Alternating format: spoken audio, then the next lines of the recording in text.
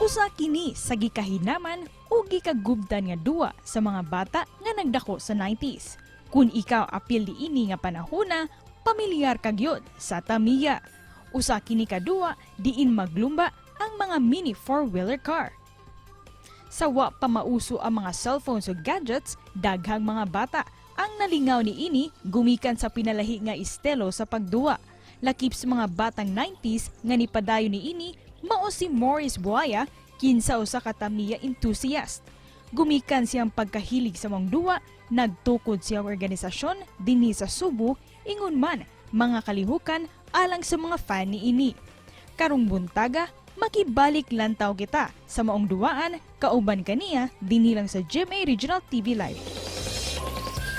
Atong ililahon karong buntaga, sugbuanong Tamiya enthusiast, mga kapuso, Morris Buaya. Mayong buntag, maupay na aga Sir Morris. Welcome sa GMA Regional TV Live. Mayong buntag ha.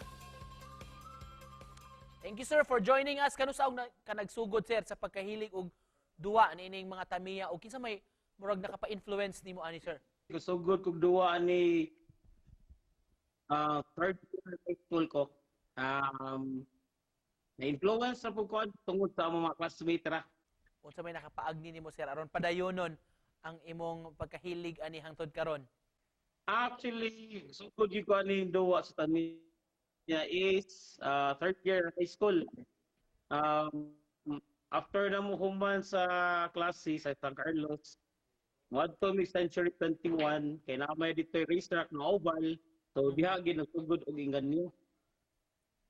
Then first time na ako ipalit ko papa diya sa ila. Wato ko first kit gyud na napalit sa kong papa. And then until now, yun ako diyan iya ka na duwa nanto nagtukod na yung mga organization. Akong anak ron is already college. Actually, isa po sa kuan is nainganyo ko na ko sa duwa.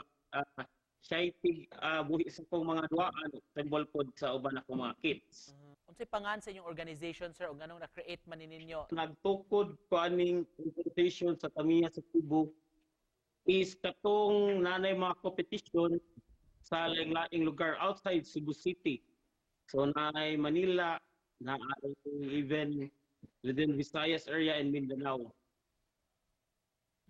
So until it becomes na nahimo kong event organizer sa Tamiya, and then it comes up with a Morris Cup 6 years ago. So nabugna na ang Morris Cup. Sa inyong organization sir, doon na may lineup of activities. Sir Morris, unsa may katuyuan ninyo for holding this? Ang objective nato ani sa Tamiya, sa community, pag-organize to, is to influence ang kanang mga bata ron na mga millennium na mga bata, wa sila kailakon sa Tamiya. So, makakita sila sa mall, sa ako mga event, so unsa ang Tamiya kuno, so kita na inganyo, unsa na ang duwaan kuno na. So, malingaw mi magtanas bata, wa sila kailakon sa Tamiya. So, amo lang silang giingon, kani is a 90s big toys for the big toys. So mo nang hibong sila ang tanang man wa puro tiguang. Para kanimo Sir Morris nganong significant or importante nga So mailhan ni sa atong mga batan-on ug maduaan sir. Muni usapod na makadetach ta sa tuwa mga gadgets. Like for example, si tagduwa og mga mobile game. Si tagtanaw YouTube. Ang Tamiya is more on physical nato na pagduwa.